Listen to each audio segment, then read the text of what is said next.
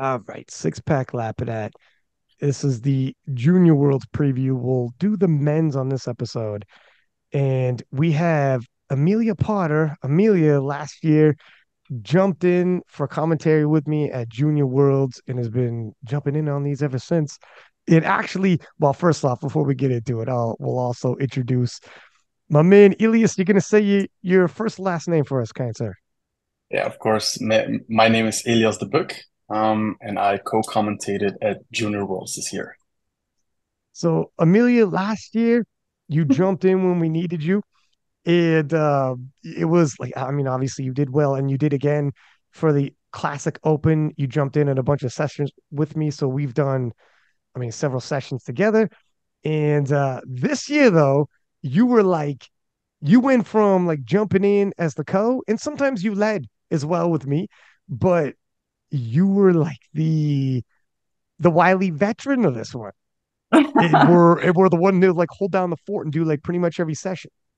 Yeah, and I was saying to you before we started recording, like how much more respect I have for you and Joe now. Now I've done like a full 2 week event, and you say I jumped in at Turkey last year. I vividly remember you and Gavin standing over me while I was sat down in a corner saying, "Hey, what are you doing right now? Please come to the chair." It And I was was like, "Oh." heavy-handed. Yeah. But I'm glad I did. I'm glad you and Gavin lightly bullied me into it. Yeah, it's not easy. I was saying before also, when people are like when people do commentary for a weekend and it's Friday, Saturday, or they do a long weekend and it's Friday, Saturday, Monday, and they do a post exhausted. It's 3 days of commentary, long weekend. And I'm like, that's hilarious. Because for there are worlds where we do 12 days straight, don't miss a day, and some days like 12 to 16 hours long because it's the worlds and that everybody's got to be done. And I remember those days. This is before they split up the juniors and the open and the masters. And whoa, did I sharpen my teeth on those world championships? It's something. It's difficult. But yeah, especially when the IPF has you as the mainstay and the rotating cast of co-commentators come in. So they're relying on you though. Like they're relying on you. So you need to be in the pocket. Your co-commentary can rotate in and out. But when you're the mainstay, it's like we need you, man. No, you can't a day off. I can maybe squeeze a session off, but we got to Yeah, talk about that session. A day is crazy. We got 3 to 4 sessions some days. We're yeah. going until the till midnight, Playboy, and you're waking up, you're starting first thing in the morning. Like, no, man, we got to rock and roll. And you're on the other side of the world. And yeah. Yeah, it's something else. I remember in Turkey, Gavin turning to me like, I don't know how you do this, man. He's like, you don't even sound tired. You sound like as soon as like I'm dead. I'm dead. People see me in the morning, like, are you gonna be all right? As soon as I hear five, four, and the Yeah. last three, two, one is with the fingers, not said, and we're live, we on. We on, Honestly, Playboy. honestly, I was really impressed with Amelia, because she was kicking it like the whole 2 week event, and I Stepped up. remember, yeah, she really did. And honestly, when they invited me, I was like, yeah, of course, 100%. Like, I really want to do this, and I thought this is gonna be easy, like just talking a little bit. But I really underestimated it. The factor of like constantly doing sessions back to back, having long sessions, but also like it was exhausting. Um, you're on air live, so what you say, how you say it is really important. English is not my native language, so it is Mm. really hard to constantly not say wrong words, like literally, like speaking proper English. It's exhausting. And I remember like me asking Amelia, um, do you want to take a session off? Because she wasn't asking me. She was just going with the flow constantly. And yeah, and at some point I said, Amelia, you should take one off because I feel exhausted. Like I took one off. Like now it's your turn. Please take one off. And It's long days, but it's at the end of the day, it's a pleasure and a privilege to be there, and up close and in and amongst it. And I think we can all agree that it's yeah, don't get me wrong, it was fantastic, and I wouldn't want to trade it for anything. And if I'm invited, I will definitely go back. It's well, first off, Amelia, the freaking warrior in that booth. Like I'm telling you, we leaned on her heavy at Junior Worlds in Turkey when we needed her, and oh, we like stepped up at Open Worlds when we needed people. It's tough, man. And Amelia would jump in. Here it is. Everybody raises their hand when it's the open flight A prime time, the battle everybody wants to see. And they're like, hey, Ryan, if you guys need somebody for the Battle of the 93s, it's like, do you think we need somebody? As if this is an open slot for commentary to see like Keiko, Gavin, and all that. Like, now we're probably good so far in advance. Like, need somebody in. We're on Eurosport now, so it's like we're not just throwing in somebody we don't know yet. But Amelia was like in when it's juniors, flight B, whatever. Like Amelia's like, I'll do it. Like I'll do it again. And the next day, yeah, I'm in. It's like it's consistency like over meet after meet after meet. So then 100% Amelia's like more than earned her spot and like proven it's tough. And it's in you described, first off, I don't know what it would be like to not speak English and constantly be translating in your mind every single word you say. And yes, the pressure is on to not only articulate what you want to say, but be entertaining at that and adding, all the anecdotes, like anecdotes, sorry, of like storylines and everything on the fly though. And you have 60 seconds because when the next person comes up, you're not supposed to talk over their session or you try not to. There's little notes like that. And another thing that what people don't realize is there's a small tension when it's live television. I don't care. Okay, stream, whatever. But you guys, anyone listening, sometimes television, sometimes only stream, sometimes it's both. There's live tension constantly. It's not a normal conversation. You're not just talking. It's live with on the fly. The junior, I think it was the junior 74s, because I had Alberto on from Spain. He said already they had 52,000 people viewed that. And it was like 3 days later. So in a week or what, like we're talking 100, it could be 100,000 people or more are going to watch this. But when it's live, there's a small little tension that you're constantly live. You're constantly on, if you will. You have to be on. You're you plus 10% in terms of your excitement and how you're telling a story. And then on top of that, you can't flub. In all these years, the biggest nightmare would be dropping an F bomb or something by accident because it's just how you talk normally or whatever. Like it's just it's different. People don't know unless you're in the pocket and So, anyways, yeah, man, it's a tough job.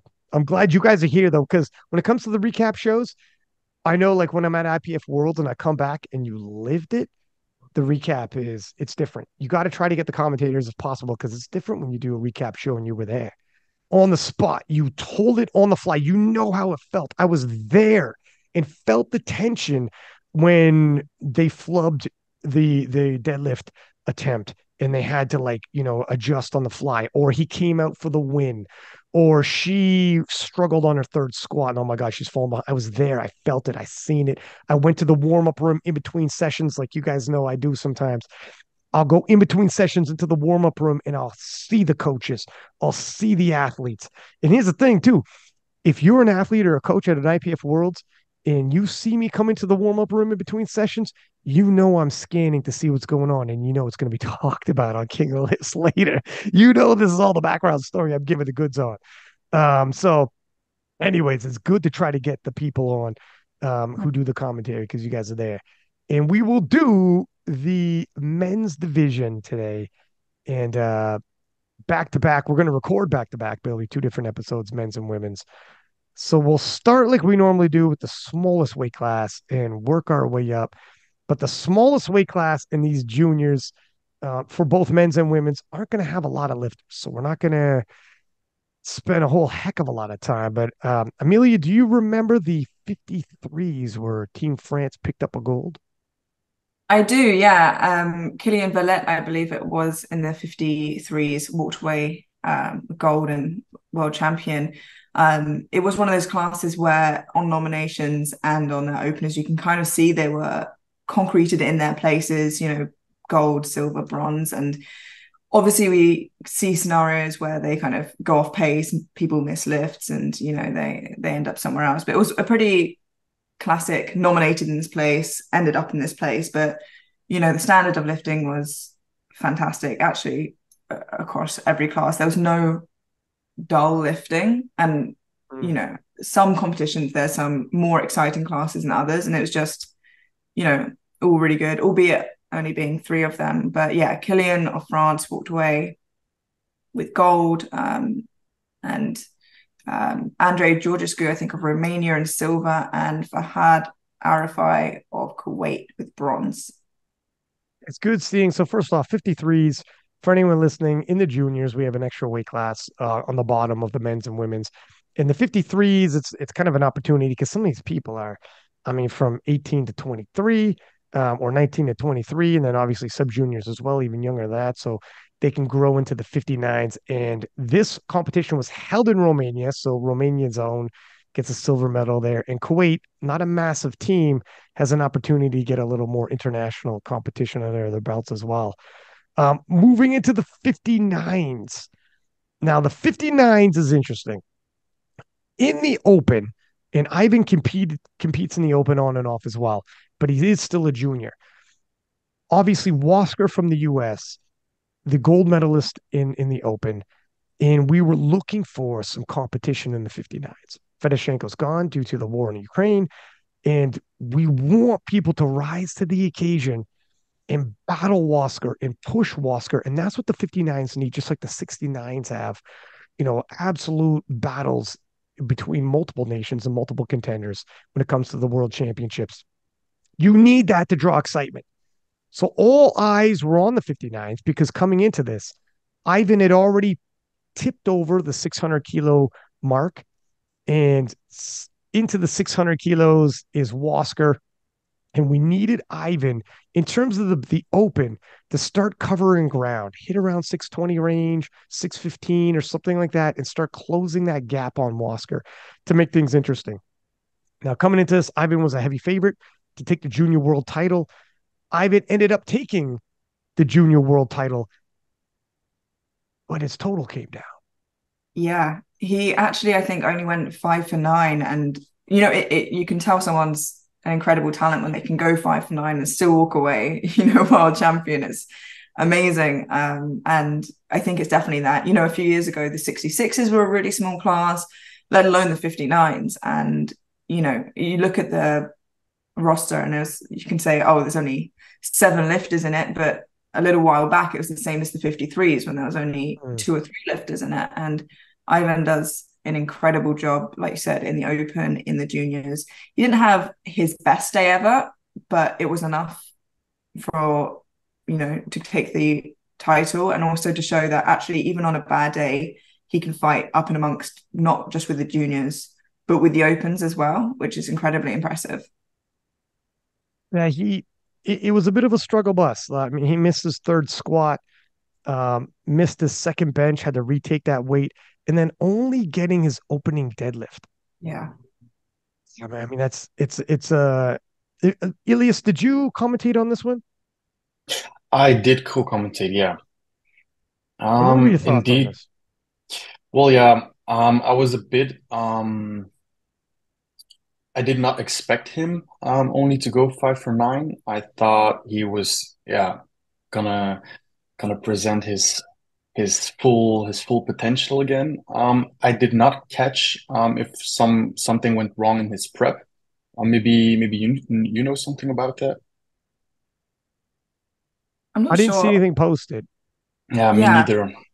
but people have good days, people have bad Yeah, days. And the fact that he went 5 for 9 and he was still in the lead by 22.5 kilos, I think yeah, it was, is yeah, exactly. massive. And actually, Ryan Young of Singapore, who came in silver overall, actually, I think was nominated going into it like fourth or fifth. So did incredibly Oh well to wow.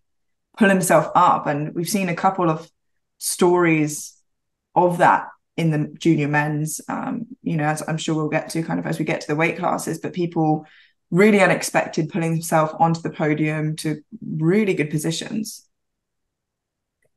Yeah, and Bodie Laco, who's Laco, we're familiar with that name in terms of in powerlifting and coming in the bronze representing US. And yeah, how about Singapore? Especially in the early days, Singapore at one point was the number two in terms of the nation's points gathered after like 3 or 4 days of competition. So it was Singapore really surprising some people. And to your point, in terms of Ivan, look, you show up, even if you're not having a great day, get the win, solidify the win in his Instagram. He didn't give too many excuses here, so I don't know the background story, but he was looking ahead. And he's like, let's see what we do at the Euros. And that's what you got to do almost. Brush it off. Take the world, you're a world champion now. You got the world title to your name. Come to the Euros and all is well that ends well, and you could change everything with your next competition. He could tip back over into the 600 kilos and maybe reestablish himself as a 59 kilo to watch. In terms of those deadlifts, were they just coming out of his hands, or what was going on there? Do you guys remember? I think it was purely on strength. He did not break the floor anymore after his first attempt. I think, Amelia, am I missing I, something? I can't honestly recall because from memory, I think the 240 opener wasn't impossible, but it didn't move incredibly quickly. Mm, yeah, There's, like you said, he I'm gave no pretty. excuses to it. Yeah, I'm pretty sure his opener with 240. It was like it. Yeah, obviously it went up. He got the lift, but it was looking very very heavy, and um we were a little bit concerned about the second and the third, and obviously he did not get them, unfortunately. But like you said, Euros is right around the corner. I think 4 more weeks, so let's see what he can bring there.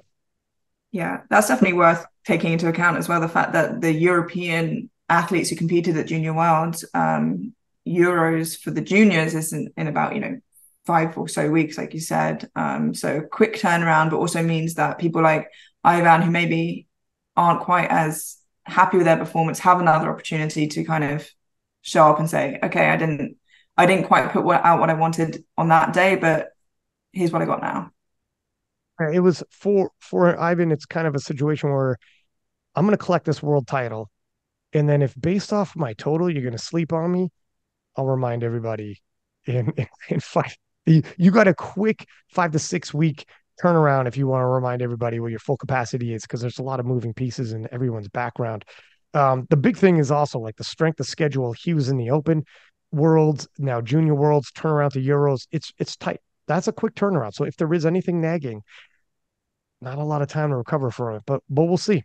It's a blessing and a curse. It depends on how things shake up. Looking at the 66s, and Kyle Nowak of USA takes the throne, but it's not without some drama. If you looked at only the results, sorry, Kyle winning with a 22.5 kilo spread. So just nominations wise or results wise, sorry, you would be telling yourself, wow, no drama there, no major storyline there. Kyle winning comfortably, winning easily, but that couldn't be further from the truth. Yeah, I mean, if you looked at it on paper, just at the totals, you're like, okay, he's a fair way ahead there. But as you said, he brought I think the original deadlift opener was about 275. 85. No, and then they went to move it, from what I heard, up to 285. And Right. then I Yeah. think they did it verbally. And Yes, what yes. happened was that the person putting in the attempts obviously misheard and put in 185 because they didn't give a slip in. So the number was already in. And they couldn't change it because the time had already gone by the time they realized it. This is from what I understand from other coaches that I've heard. So they were like, well, it's a waste of time you going out for 185 on your opener when, we know you got the world record in you. So I think went up for his second to the world record, 302.5, beating his teammate and friend, Brian Lee, who obviously got that in the Open just in Malta. And then in a huge turn of events. He went for 308 on his third. He missed it, and a huge jump from I believe, the Canadian lifter, Tuan Hien Tran, and made a huge jump to 307.5 from 288, and ended up taking the world record from him on his third and final attempt. Didn't put him into, a medal overall, but got the world record on that deadlift. It's an absolutely incredible jump at the end. Really amazing to watch. And to add a little more even spice and flavor to it, Fran, the aforementioned from Canada lifter, nominated 8th and was tagging the shit out of King of Lifts leading into this world championship, saying, I'm going to surprise people. Wait till you see what I bring, the package I'm going to bring to Junior Worlds. And Tran, he had posted up in the gym 650 total, and he was anticipating a big showing now. He missed the squat, missed the bench. So his subtotal wasn't where he wanted to be overall, but his deadlift arrived. And his deadlift, when you got a deadlift, that's world record territory. Tran pulling himself to just off of the podium at the 4th place, again, nominated 8th, and taking the world record. Let's add a little more spice, not just the Tran story, but the Kyle's. When Kyle put in, he originally had 275 opener on his deadlift. They wanted to change it to 285. Fair enough. But I guess verbally, I didn't even know they would take a verbal change. I thought they needed the slip with a signature. Unless they miswrote it, I don't know. That's the story I've heard, but yeah, that's So we'll put it this way. We'll say, because the way Kyle on social media articulated, he said it was a miscommunication. So we could verify for sure there was a miscommunication. How it transpired, because when I heard the story of verbal, like that's not the rules. So I'm surprised they would take that, but maybe, stories, whatever. Let's just say miscommunication for now. But instead of 285, instead of changing the 275 to 285, it became 185. Let me add this layer on top of it. They went back into the warm-up room. So the planned second, they assumed he would smoke 285. That's an opener. Of course, you assume you get your opener. So their planned second, after not coming out to 185, which should have been well beneath Kyle. So he's like, don't even bother taking your 185. So keep in mind, at this moment, Kyle has no total registered, okay? And the planned second, 302.5, which is a world record deadlift, and would obviously keep him pace for first place.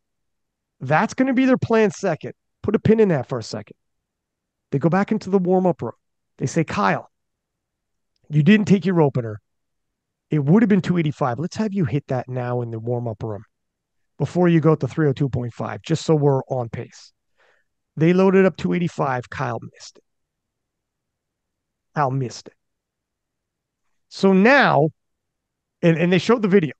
The video's on social media. He straight up missed it. We're not talking a bobble at the top. Nah, clean it. We'll clean it up when we get out there. We're talking he flat out missed it. Now, Kyle's going out. He missed 285 to 302.5. And it's a world record that we're talking, talk about an all or nothing situation. A world record deadlift, as well as the world title on the line, all on his second attempt. And he knows he just missed almost 20 kilos less, 17.5 kilos less. And his team is like, holy fuck, Kyle, this is for everything. All or nothing. You bomb. Not second, third, fourth, you bomb. And you go home with nothing.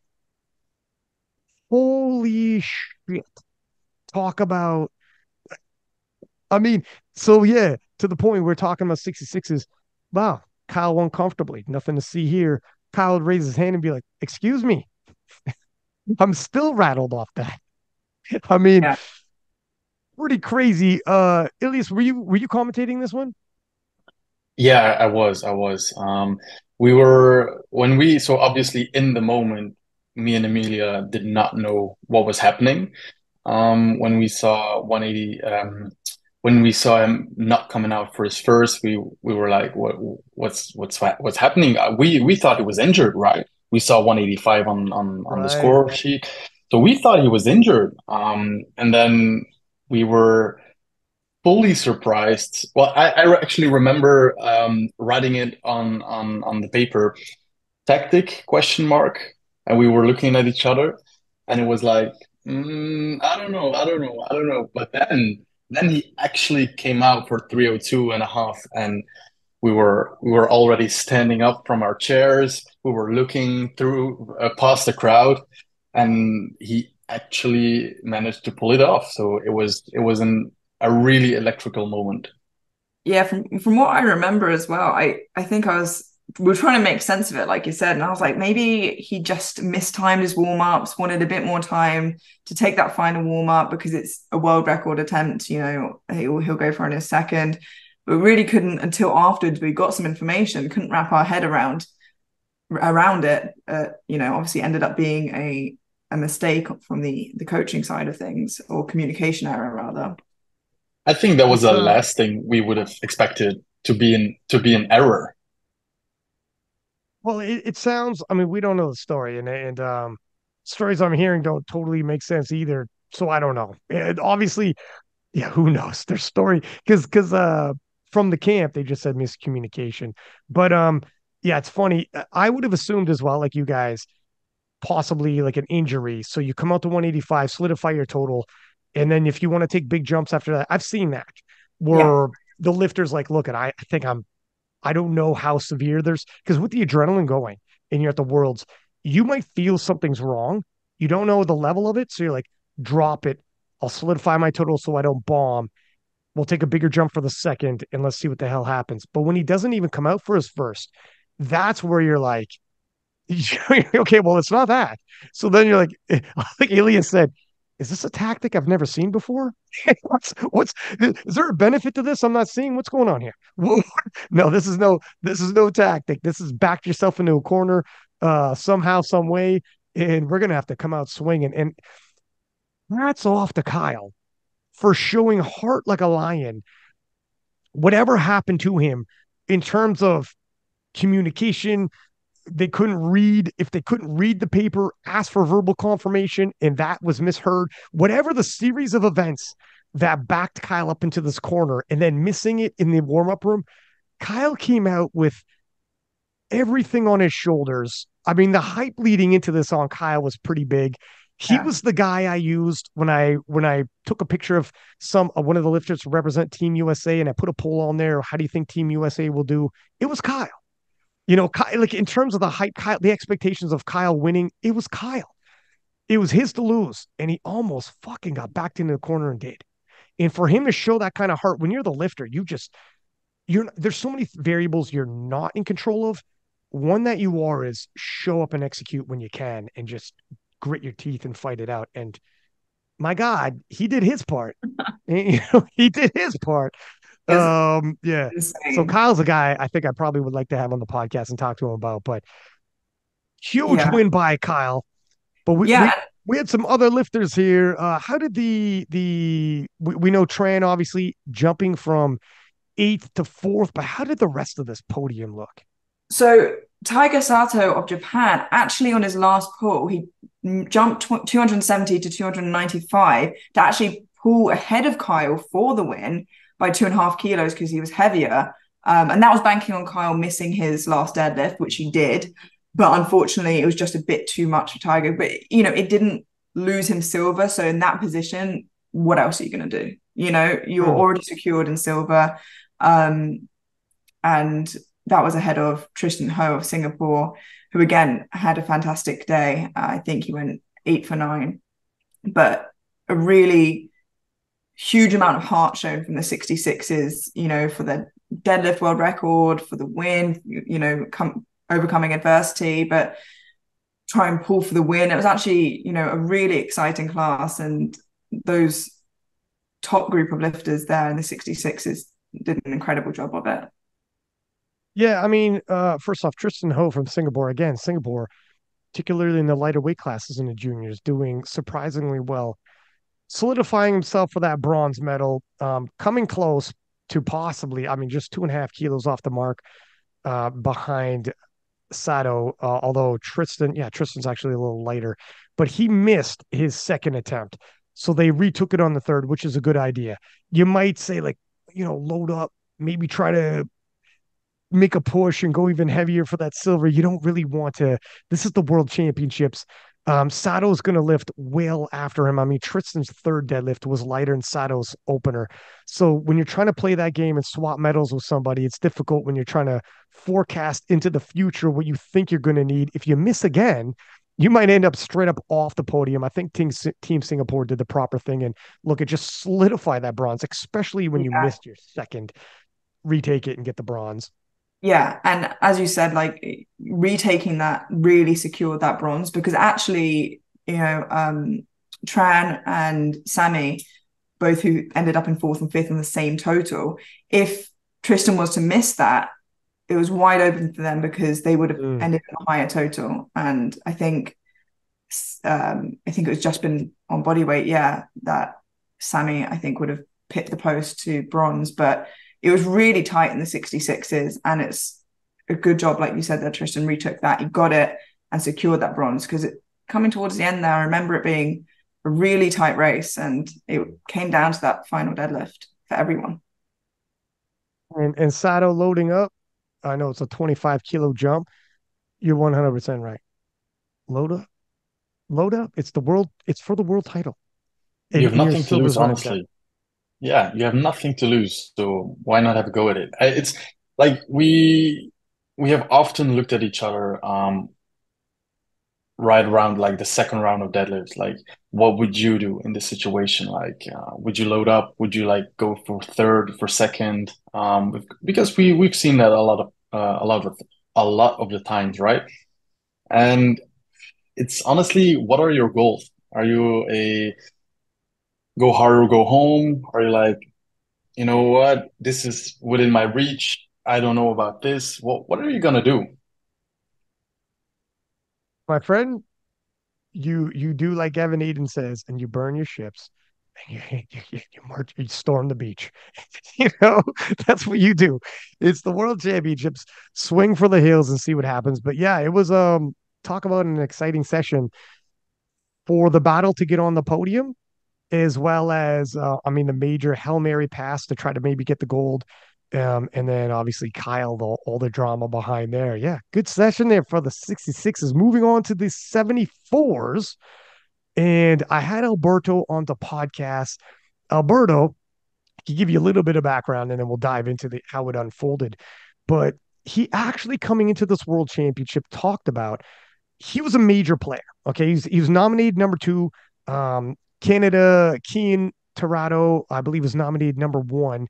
And Alberto had won the Junior Worlds as a 66 in 2021, moved up into the 74s in 2022, came back in 2023 as a 74, looking to clinch that world title.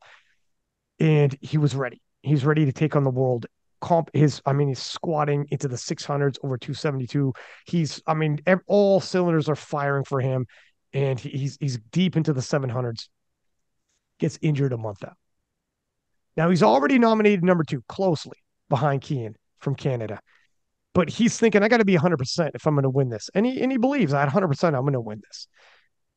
Serious injuries a month out, and he's not 100%. And his total, if you look at his total dropped 14 kilos off the mark. And he's telling himself already, I got to be 100%, not 14 kilos back, he's probably telling himself, when I put on to my previous total, it's still going to be tooth and nail, not equaling my previous total, and sure as hell not losing 14 kilos off my previous best. This is what ended up happening to Alberto. And this is the storyline where it's show up and do your best, because you don't know how your competition is going to be, if your competition's 100% or not.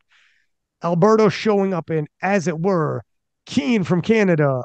Also, I read his Instagram post. He had said, I'm not 100%. I'm going to show up. He's doing the same thing as Alberto. I'm going to do my best. And hats off to both gentlemen for showing up at the World Championships and doing the best on this one. Do you guys remember this one? Who wants to go first on this one? You want to go ahead, Elias? I remember that. I think you actually did this one. I think I set this one out. Well, so okay, yeah, I remember it very well in that case. Perfect. I remember it very well anyway, not just because you weren't there.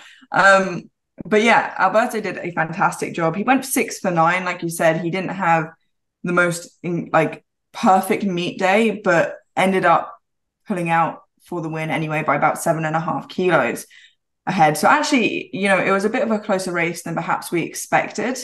And even between second, third, so Singapore and France, there's only 2.5 kilos between them the whole time. It was a close race, and really coming down to those last deadlifts once again, with I believe Thomas Boyer of France having the bigger deadlift, just missing his last deadlift, which would have pulled him into silver, ahead of Singapore. So a really tight race. There was some people close to the podium, Laszlo Pota of Hungary and Alessandro Pastorella of Italy, but about 10 kilos off of it. But again, there weren't many weight classes that weren't actually top 5, really close to the podium. Not sure who will end up with what medal, but it's exciting to see what someone like Alberto can do on maybe not a not so perfect day. He only got 1 bench in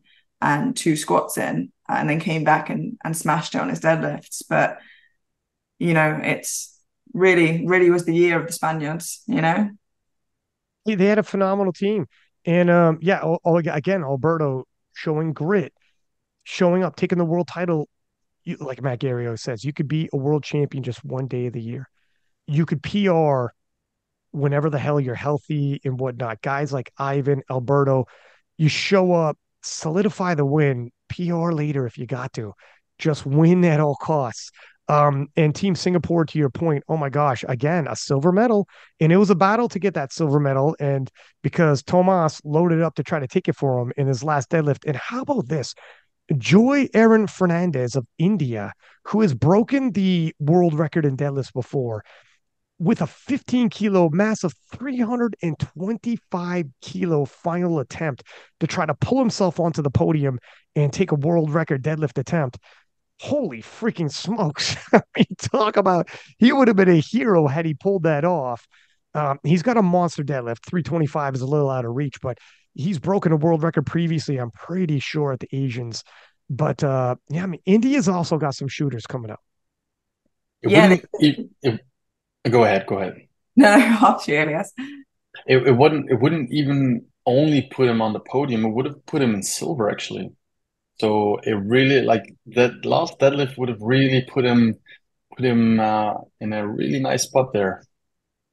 Yeah. Is it so? Let me do. Yeah, it would have been silver. Wow, he was Yeah. going. I mean, Team India is like, look at for 2.5 kilos, I'll swap your bronze for a silver. What are you saying, kid? It's a Hail Mary's a Hail Mary. He's probably telling himself, look at this is the craziest of Hail Marys, anyways. If we're going all in, let's just this is already nuts. So but yeah, not meant to be, but still exciting when somebody does that. And look, we've seen miracles happen when it comes to a deadlifter. If you're a big Yeah. deadlifter and that kid has a massive deadlift, so what the heck? And honestly, it when when the deadlift is glued to the floor, there's little excitement, right? Because you only have like the anticipation, oh, this is gonna be a Hail Mary. But when you expect a lift to be a Hail Mary and then it actually breaks the floor, you get like the adrenaline just rushes through your whole body and you actually get off your chair and then it gets to the knees and then you can't get past, but you had a Roller coaster. show. Absolute roller coaster of emotions. Yeah. Yeah, yeah, good session there. And we'll move on to the 83s now. I'll hand it to you guys, but first I just want to give a slight background story in terms of this because I remember Suleiman from France. He told me last year he didn't have the meet he wanted, and he said next year I'm going to be the world champion. And you hear this kind of bravado, you know, often when you're at the world championships, and I mean, I miss this juniors, first juniors I missed since 2016, but I don't miss many world championships since 2000. Actually, this is the first one since 2016. So you hear a lot of this, and people want to see you and be like, "Hey, okay, all right. I didn't have the day I wanted, but wait till next year. Wait till next year." Well, my friend Suleiman is now the world champion of the IPF in the 83 juniors. Um, Amelia, what are we looking at here with the Battle of the 83s? Oh man, this was a really, really great session. Honestly, even thinking about it now, it was so exciting. And as you said, Suleiman, I think 5 years ago, won. He's gone up two weight classes since then. So I think he started Mhm. as a 66. Yeah. And Oh my he God. said to me afterwards, he said, it took me 5 years, but I got back here, two weight classes in 5 years, but I'm here.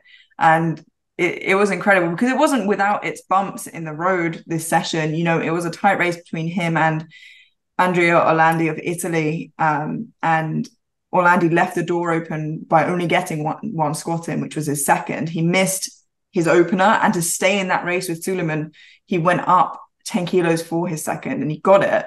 I think it might have been a depth issue actually, and then missed his third again. So, the totals came close right at the end. There was only 2.5 kilos between them, which Suleiman had to do because he was heavier. And then you had more Hail Mary deadlift as well. You had Joey Awala of Great Britain on his last pull to pull onto the podium.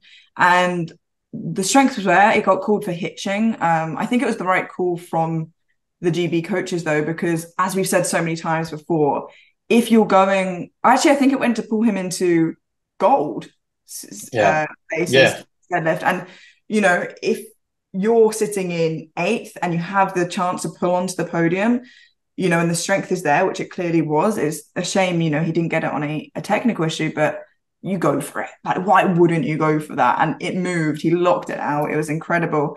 But as you said, Suleiman was nominated third, ended up walking away, world champion, Gabriele Bellomo of Italy, who came third in the end, originally nominated 14th on nominations. So huge, upsets in the nominated totals, I suppose. But such an exciting session with people trying to pull for the win, pull for podium, people missing lifts, keeping the door open.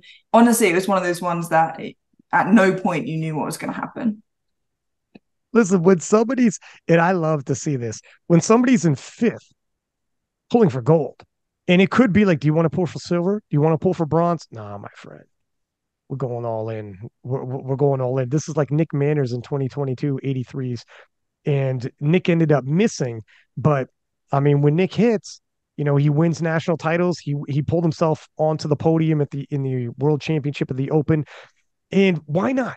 Why Why not load wouldn't up if you're you? having that discussion? If you think it's within your power, load it up. Elias, what are you thinking, my friend?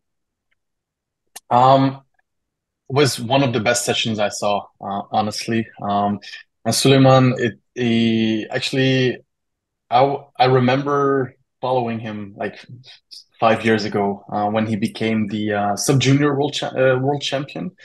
We saw each other a few times at Euros. We saw each other at Silent Workers, for example.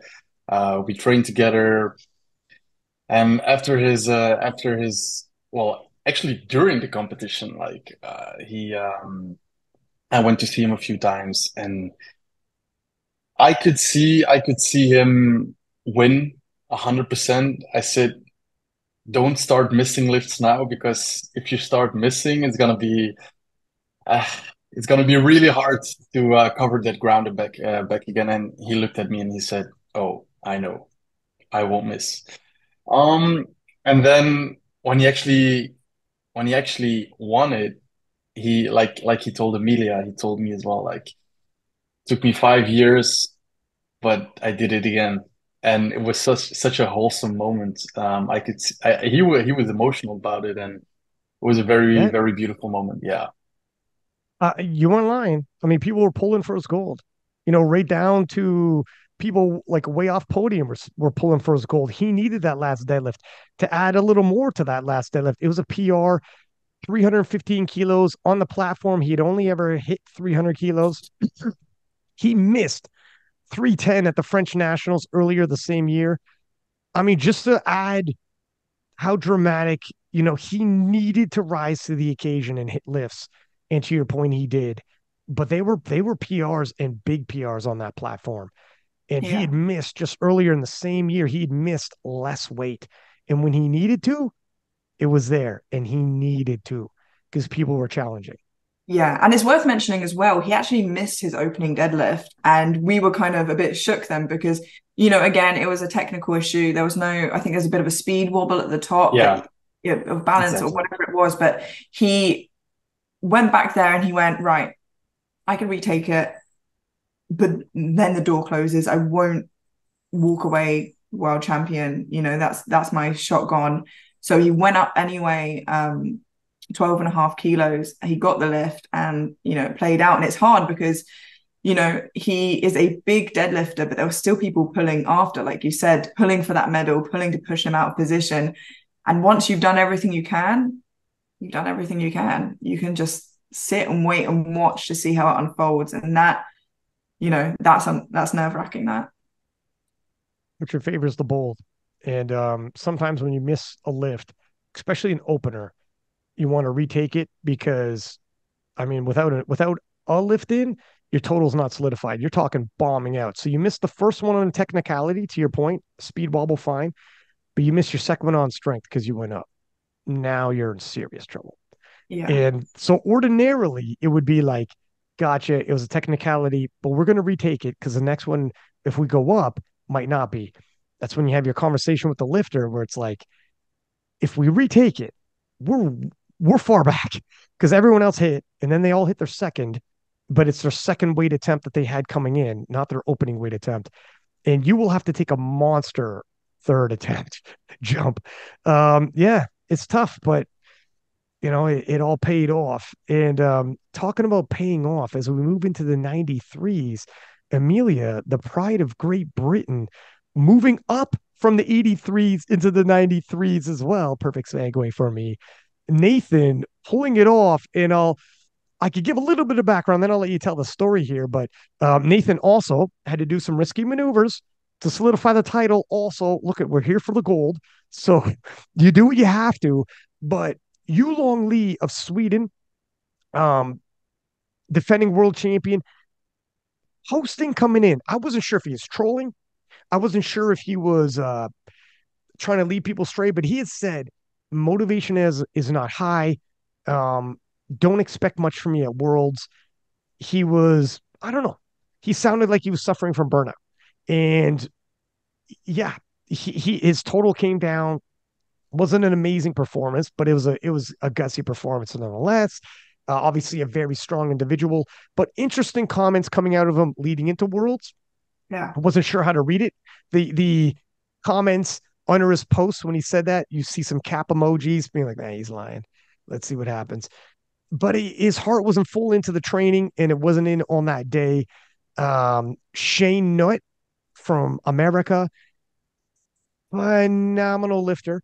Again, when we talk about poster boys, I use Shane's picture in the King of the Lifts storylines when I was talking about Team America, because Team America was a little behind in terms of the points on the halfway mark. And I said, can Team America pull it around? And I used Shane's picture because he was yet to go, and he was a heavy favorite. And Shane has totaled, 818 previously, and he felt good. But on the day of, wasn't there for Shane, ended off with 765, well below full capabilities down the rankings. Anything can happen when it comes to nominations. I've said it before. If you go off nominations, you might as well give the World Series to the Yankees every year and just be like, you're the World Series champions. You have to play it out. And when we played it out, certain people will emerge and rise to the occasion, and Nathan did. Yeah. I will say as well, any baseball reference is going to go right over my head. That's fair. That's fair. I get the gist of it. But yeah, as you kind of alluded to there, Yulong Lee was nominated in first, came seventh. Shane Nutt was nominated in second, came ninth, and Nathan was nominated in third and came first. And it was an exciting session from beginning to end. Obviously, I have a little bit more insight on Nathan in that he didn't have a fantastic prep. He changed jobs, he moved, he had like a lot going on.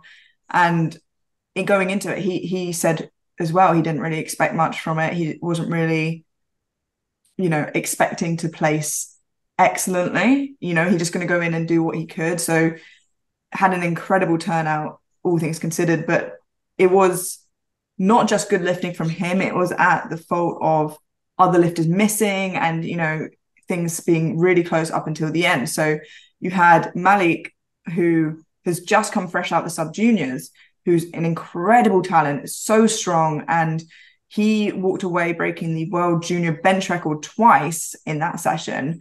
And unfortunately, only got his opening deadlift in, which is what really opened the door for Nathan, because only 2 kilos separated them in the end. And as you said, Nathan missed his opening deadlift. Again, another lifter who had a bit of a speed wobble at the top, and went back, spoke to the coaches, said, I know I'm strong enough to pull and I want to stay in the fight.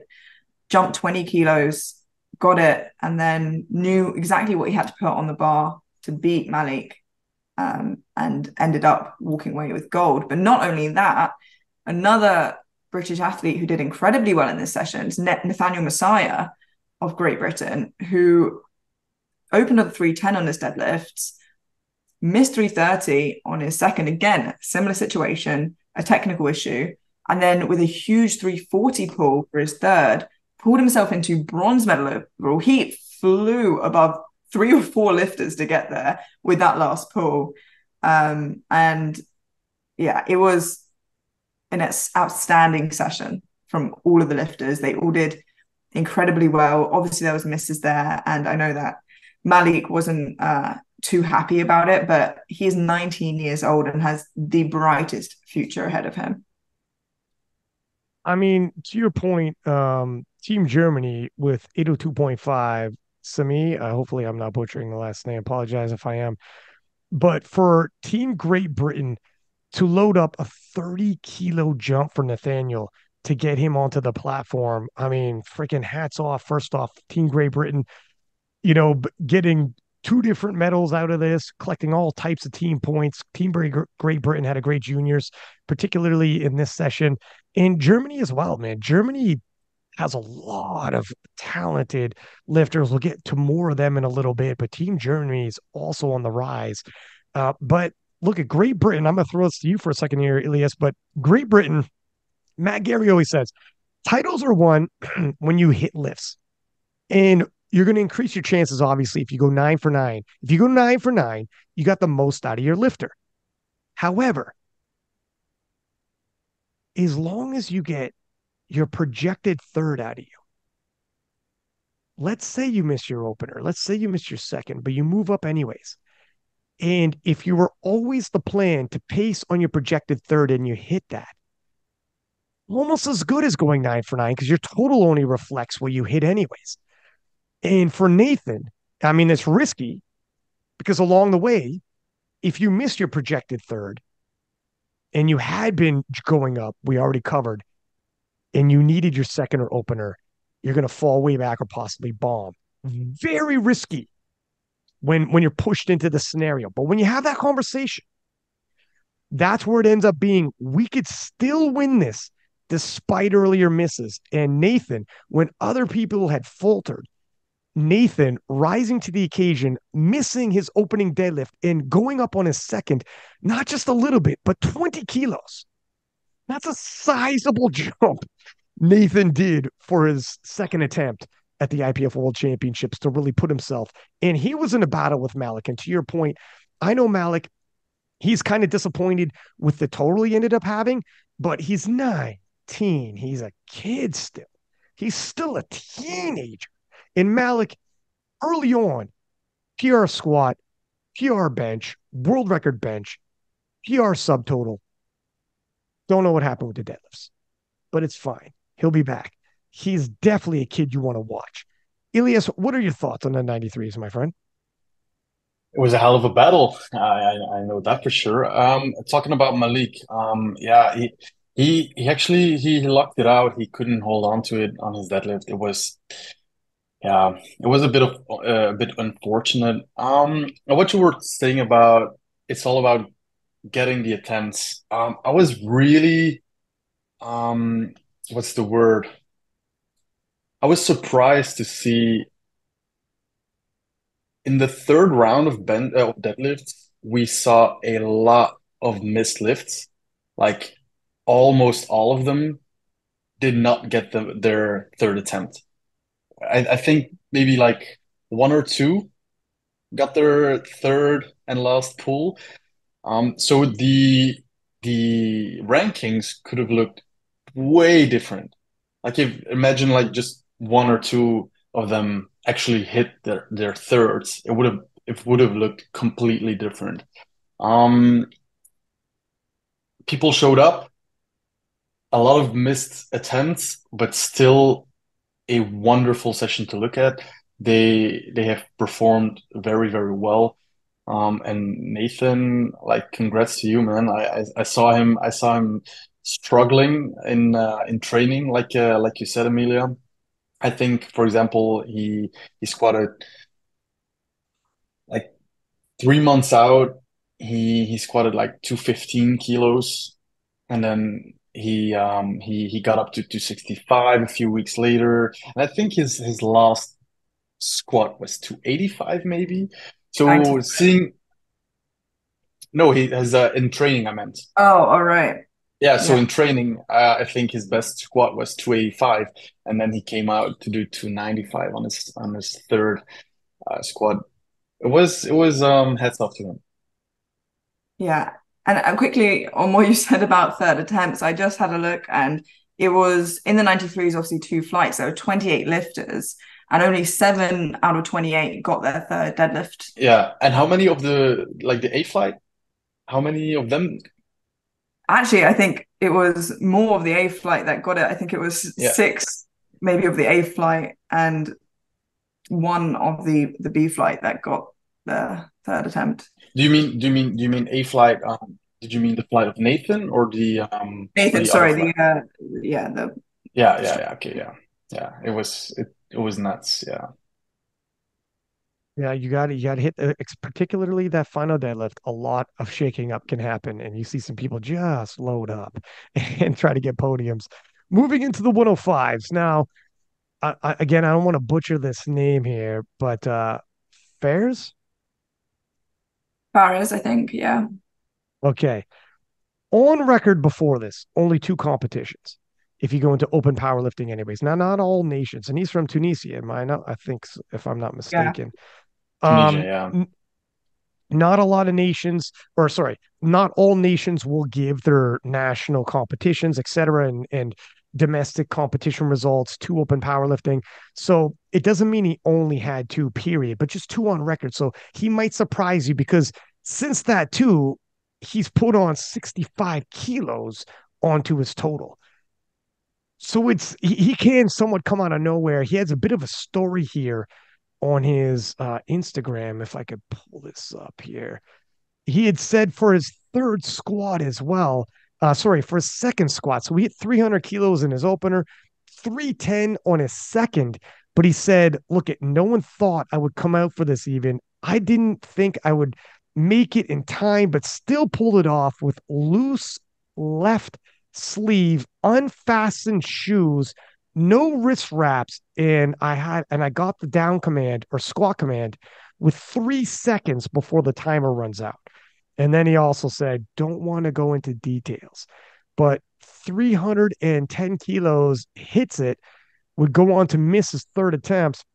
However, that's 10 kilos spread that he got from his opener to his second is the 10 kilo spread between him and Rene Kaki from Switzerland. Pivotal that he got that squat. And by the skin of his teeth, it appears with 3 seconds left under the circumstances I just said. Wow. At the time, you're rushing out there thinking, I got to get my second attempt, not realizing this 10-kilo jump is literally going to be everything for you when it all adds up. Yeah. And as he looks back now and reflects on that second attempt, again, certain circumstances will befell on a lifter and it's outside of their control, but they have to do their job and just gut it out with no excuses made and just make it happen. And he did. And he got those 10 kilos from his opener to his second. Emilio, what are we looking at here? I mean, he had a pretty handsome total. Yeah, he ended up with 852.5, as you said, 10 kilos ahead of Renee. And Renee didn't have a bad day. He went 9 for 9, so did absolutely everything he could have on the day. But Fares, yeah, had an incredible total. And it's one of those lifters that is kind of new, and you see them in nominations and you're like, is this for real? Like, is this what you're going to put up? Because sometimes you don't know. Sometimes they lower their openers, and he came out and he showed that actually, no, I am that strong. And it was incredibly impressive. And I remember him leaving it until maybe like 9 seconds to come out for his second attempt. And I was like, oh, maybe he's doing a bit of a Kimberly Walford. I don't know, like leaving it till the last second. And I did that whole thing of, oh, they're not coming out. Let me thank the sponsors, because it doesn't look like he's coming out. And then suddenly, with seconds to spare, he does, as you said, with 3 seconds, gets the command, gets the squat, and came out actually on his third with much more time. But I think just from whatever happened just before his second clearly drained him. So did incredibly well to then, after that, only lose 5 kilos on his third bench, but continue building that total, which, as you said, that extra 10 kilos is what separated him and Renee, which he did incredibly well to do. And then Renee was in a bit of an island of his own, in the sense of Antonio Perez Barros was, 12 and a half kilos or 12 kilos behind. So it was a bit of a jump, because Antonio as well got that 333 kilo squat, I believe, so the world junior record. So each and every one of those men on the platform, on the podium, had an incredible performance on the day. And Antonio definitely came for that world record, because he missed his second attempt. So all he had was 300 kilo opener. I say only 300 kilo opener, but he jumped. When you look at on the scoreboard, anyways, that added 33 kilos to his total. And after missing that second, he was like, "Do you want to retake your second 320?" No. He's coming for that world record. I mean, he's a massive squatter. Anybody who follows him online has seen that. And 33 kilos pops onto his total, and he's a pretty good spread into the third attempts there. In a quick note, before I throw it to Elias on Renee, I'm not sure what's going on with Renee, because in 2021, he totaled 891 kilos.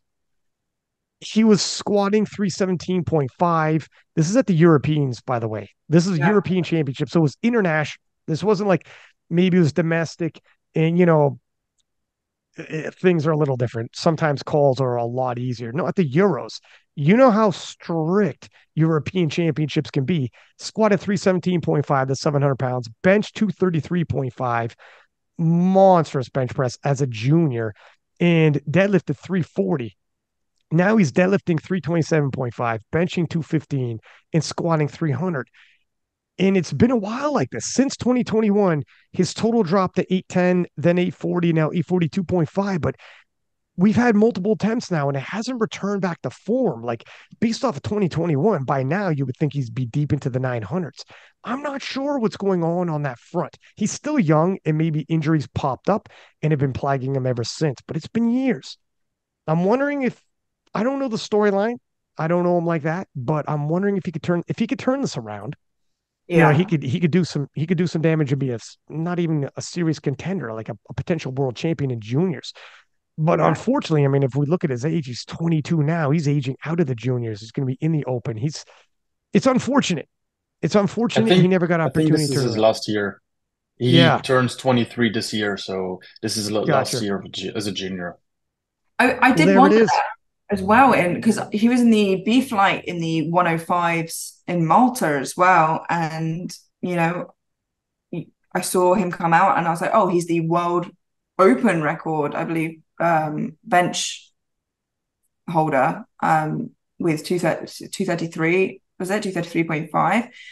And I did think that, and I don't think he's very public about maybe if there's an injury that's gone on, or maybe he took a hiatus from training, and there's an incredible amount of untapped potential there, I think, like you said. And I'm hoping it's something that he is able to find and tap into, because as you said, he he has totaled so much more than that before. And, I hope to see him do it again. What are your thoughts on the 93s here, Elias? You Or mean sorry, on the 105s. 93s? You mean 105s, I meant to 105? say, sorry. Yeah. Yeah. Yeah, at this session as well, Amelia took over from me. This one, so I only saw it on the live stream. So I think Amelia gave a really good overview from it. I don't think I can add a lot to it. Fair enough. Yeah. And I mean, with everything said about Renee Kaki, he came in, still went 9 for 9. He got the most out of himself on that day. And that's what it is. You adjust to that day. If you know you're not going to be 100%, PRs don't mean anything at the IPF World Championships. Get the most you can out of yourself. But Antonio taking the world record and Ferris taking the world title in the 105s. Moving on to the 120s and Team Lebanon. Talk about nations on the rise. Team Lebanon in the World Championships as a whole, gathering themselves. I believe off the top of my head, I know they got Joya as well. So there's two world champions in the juniors, anyways, and a battle with Jonah from Germany, who we had briefly touched on earlier. 1 year powerlifting, 1 year powerlifting as a junior, Jonah totaling 925.5 world record bench press. I'll let you guys get into more of the details, but a phenomenal showing by Jonah of Germany. Again, Germany, another nation that's got a bunch of juniors here that are on the rise that people got to pay attention to. I think Germany in the next few years is going to start establishing themselves, but Jonah only a year into competition with 925.5 is a phenomenal total. Tons of potential on this young man. Very interested in seeing what he's going to do. But Etienne from Lebanon rising to the occasion himself, totaling 926. And this is the benefit because he has a world record deadlift when you get to go last. And although it was neck and neck, he's got a wide spread on Jonah when it comes to the deadlift. So we can load up exactly what he needs, just half a kilo more because, well, actually, he weighed less. But, anyways, we'll get into that in a second. But he gets to pull last and load up and pull for the win. But a sensational battle of the 120s in these future stars. Now, I talked on briefly before I give it to you guys to speak on when just to give a little bit of comparison, how special are Jonah and Etienne in the 120 juniors? Well, that total that won would have won in the Open World Championships in 2018, 2019, and in 2021, the winning total was 927.5. 926 won these juniors. These guys, as soon as they jump into the open, are going to be immediately competitive. And by the time they age into the open, God knows where the totals are going to be at. I mean, when you're this young, 6 months could do wonders for you, as we've already seen. Elias, were you commentating on this one? I actually I followed it on the live stream because this was the last day I had to leave. I had my flight. I left on Sunday, unfortunately.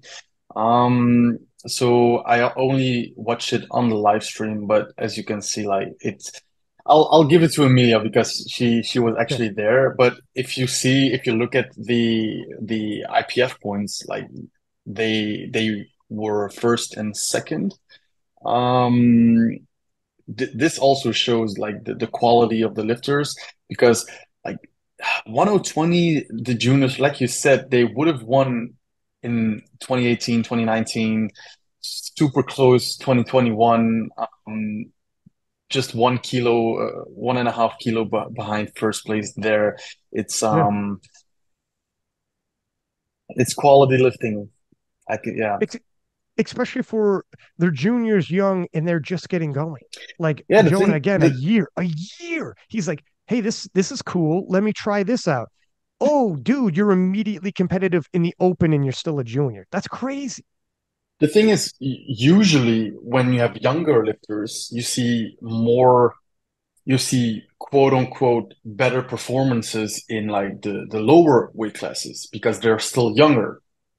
You usually see like when they grow up, when they have more when they actually like develop more, when they're 25, 27, like then you see in the bigger weight classes, they really show their full potential. So when you see juniors in the higher weight classes perform like this, I think this is really, really impressive. Yeah, I mean, to that point, I'll throw it to Amelia, but I was talking to Pete Spence about this, and he's like, in the juniors, it's difficult to see juniors higher weight classes, like 83 and up. Not many people are 19 years old walking around looking like Russell or he. It takes a while to mature that muscle. So the smaller weight classes, you might get ahead based off just, whatever natural talent. But if you're in a bigger weight class enough to develop the muscle mass, to your point, the bigger you are, it's a mature muscle mass. You mature as an athlete. These are big boys, and they can These ship are some weight. big boys indeed. Amelia, Like what are your what? thoughts on the one? Sorry, go ahead, Elias. Yeah, I just wanted to say, I walked into the elevator the day before his competition I was in the elevator with Jonah from Germany, and I just walked into the elevator and I thought like, you look so big, like you look so humongously strong, huge. It was yeah, and these are juniors. I mean, The number one and number two on IPF points in the entire World Championships, and the number one and number two 120s. Yeah, the 120 showed up and had a sensational battle right to the very end. Amelia, what are your thoughts here? I know I keep saying this, but it was such a good session. And I said this before we even started filming that they're really, they really showed up this year. The level of talent in the juniors, which just bodes so well for the future of powerlifting, and the 120s really showed up for that, with both Etienne and Jonah breaking world junior records, Jonah in the bench and Etienne in the deadlift. Jonah came kilos away from Dennis Cornelius's world record bench press. And based off of the third, it's there very soon. And he just didn't want to lose kilos. As you said, it's so close between them. He ended on a 250.5 kilo bench, which is absolutely insane. And it's worth saying again, after competing for 1 year, is benching more than most people are deadlifting is insane. And then Etienne with that 378.5 last pull to win. He had that advantage, as you said, to pull after Jonah, and it really did come down to that. There's half a kilo that separated their totals. And actually, going into it, there was another name in the mix. Saeed Al Hassi of Libya was nominated at a very similar total, and it was a really tight race between the three of them. But he unfortunately only got his third squat in, so he missed it on his opener and on his second, I think, on depth. Went up 5 kilos and got it on his third, luckily.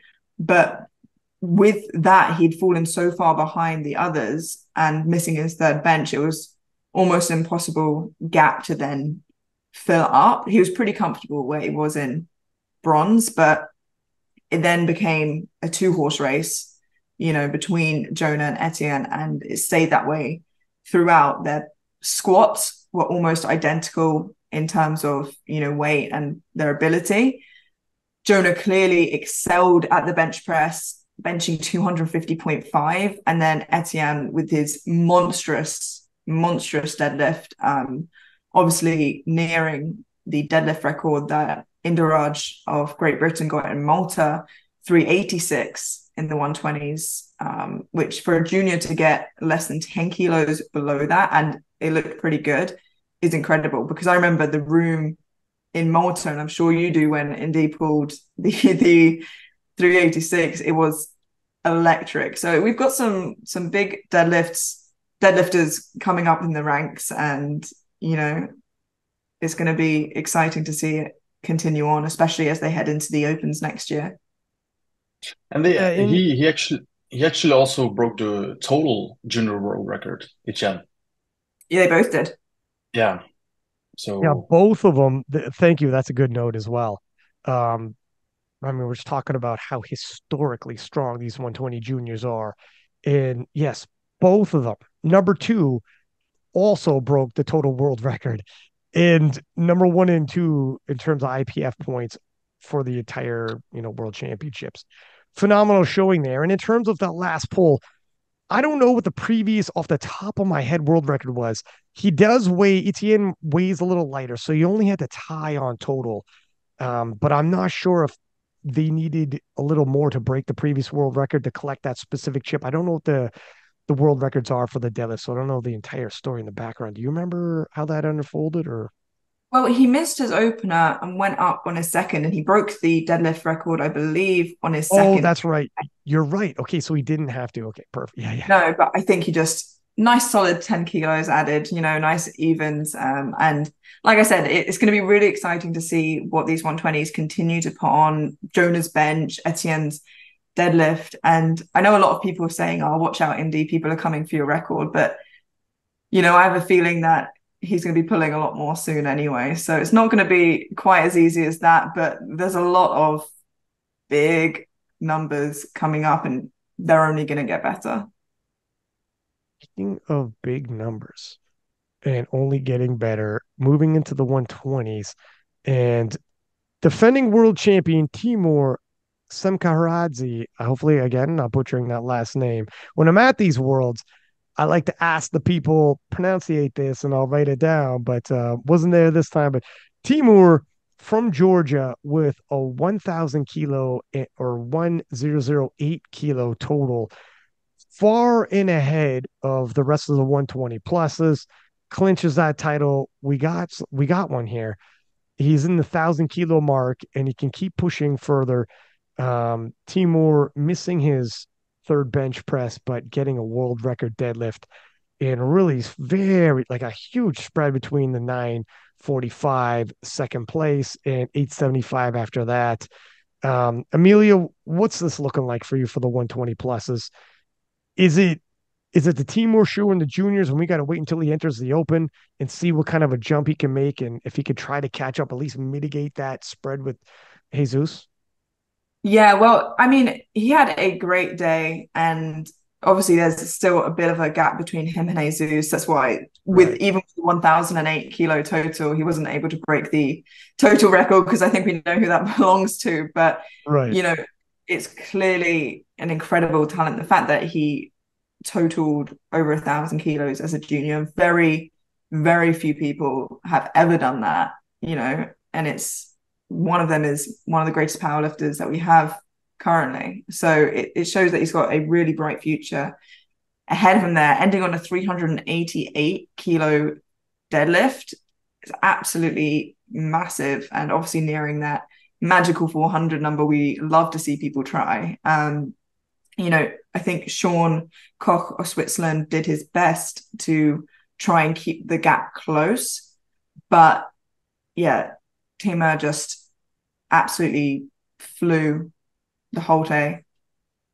He's on another level. Now, Elias, let me ask you, at the European Championships in 2022, Timur squatted 403.5.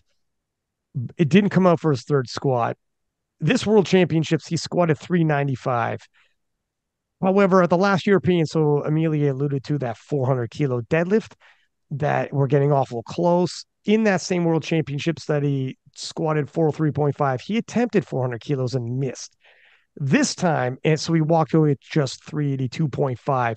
So this time he lowered his squat and ended up getting 388 on his deadlift, nudging closer, deadlifting more. His total went slightly down from the last European Championships. So it looks like, and again, he's relatively unopposed in the juniors. He's not going to get caught. But this is twice now he's totaled over 1,000 kilos. Looks like he's making kind of adjustments to his attempt selection to hit individual PRs he wants, So what's your impression on Timur? What can we expect in the future now that he's been in the 1,000 kilo club? The thing is, he still has one more year in the junior. Oh, So if I believe the world junior record is from Jesus Olivares, and that is 1,045.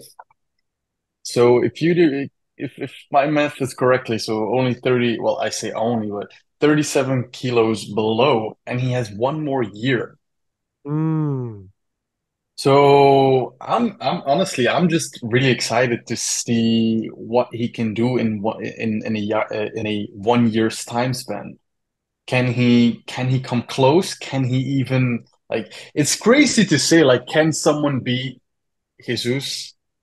Like of course not right now like in the open, but from his performance in the juniors, can he actually come close? Can he actually touch his record? I'm like this is gonna be something really excited to see.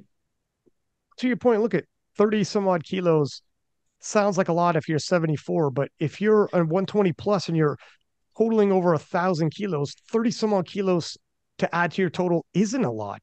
It's a small percentage. It's a good training block. That's not actually, we are there. And also to your point, and Amelia's point earlier about Amelia saying it's quite the spread to Jesus, but yeah, Jesus in the open, but if he can get Jesus's junior world record before he enters the open and break Jesus's junior record before he enters the open, he could tell the world, do you like what Jesus is doing now? I'm pacing for more. Yeah. That I doesn't mean mean, it's gonna. It doesn't mean it's gonna transpire like that. But at least you could package it like that. It doesn't mean it's going to happen because the pace could fall off. But at least you could say, "Look what he did as a junior. I did more and took his record. Be excited for me." And if he's not going to say it, which I don't think he will, based off of social media, I don't see much. I will. It gives me and guys like me who hype the sport something to talk about. To be like, we got one here. He's pacing. Pay attention. Give us something to talk about. And you know I mean what? it's go ahead, go ahead. with with what you said about him squatting, was it 405 before? It's 10 kilos from what he did here at Junior World. He missed his last bench, so that's another 7.5 kilos. He's attempted 400 before, so you think somewhere between 388 and 400 is well within his grasp because of how the 388 looked. So really, closing that gap doesn't look so impossible, especially in a year. Yeah. And it certainly doesn't seem impossible when you take a look at the difference in Jesus's world records in the junior and the open. It's a time span of about a year and a half. So I think, yeah, it was so Jesus did his 1,045 in Sweden, and then a year and a half later in Sheffield, he did 1,152.5 kilos. So that's So there you go. 107.5 kilos more in 1.5 years. So I'm not saying Timur is Jesus or he is better. All I'm saying, it certainly is not impossible of him closing that gap to that world junior record. Time Yeah, will 30 tell. some odd kilos. Yeah. I think we're all in agreement here. When you have percentage, it's all about percentage wise. When you're over 1,000 kilos already, adding another 30 is a lot easier. And when most people listening to this podcast are far smaller people with far smaller kilo totals. So when they hear adding 30 some odd kilos in a few months, they're like, that sounds crazy. You're not living in the same world as these people. Right? You need perspective and realize, oh yeah, okay, percentage wise, it's about pacing what you would anticipate as a junior as well, not in the open, but a junior. Also, one variable you need to take in account where in all weight categories, you need to watch your weight. They don't. If Yeah. they feel like, hey, they can gain 5 kilos of muscle and nothing changes because they can be as heavy as they want, right? So the rate of progression can really be different, as you said, percentage wise and also like body weight wise, because that will definitely help your subtotal. For your deadlift, it can definitely, if you overdo it, you can definitely negatively impact your deadlift. But if you can do it smartly, I think, yeah, let's put it this way. He definitely has a good shot at it. let's quickly take a look at the nation's points. I'll give a couple highlights for the sub juniors if you guys want to throw any highlights, and then we'll wrap it up. And let me also say this has been you guys are great on this podcast. You guys are doing a bang up job. I love that you guys are here. But so France coming in first, Spain two, and America number three, Great Britain number four, and Singapore coming in fifth. Singapore, a nation on the rise. Team Italy six, Germany seven, Canada eight, Switzerland 10, and Norway, or sorry, Switzerland nine and Norway 10. So France, a nation on the rise. Rory has dropped that podcast saying France is number one in his books because they're so strong in the open, but winning both men and women's in the juniors. That's all debatable. But France, Spain, America, one, two, three.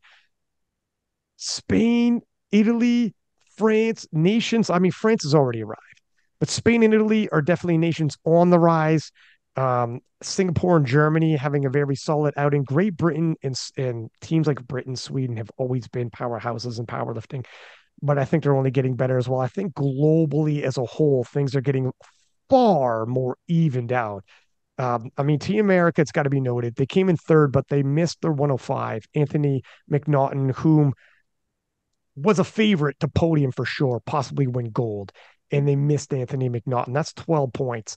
Yeah. I mean, it wouldn't have, me and Rory discussed it. That wouldn't have gotten them first, anyways. Even if Anthony was in there, they weren't going to finish number one. And a lot of people are predicting number one. We're seeing far more, even if you think America's still number one nation in powerlifting, the parity now it's a discussion.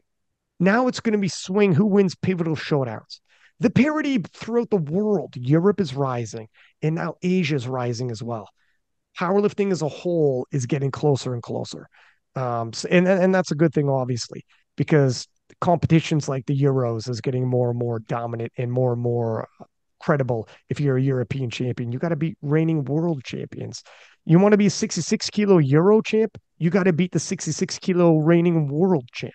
I mean, so it just shows you 5 years ago, an American hears, oh, he's good. How good? Well, he's a European champion. The American might be a, what does that put you fifth at U.S. Nationals? That's what they would be saying now. No, that would put you number one in the world, Playboy. I mean, depending on the weight class, and that's a good thing that it's getting closer and closer around the world. And if we look at some highlights in the sub juniors, have to give a shout out Hamza in the 105s with an 836.5.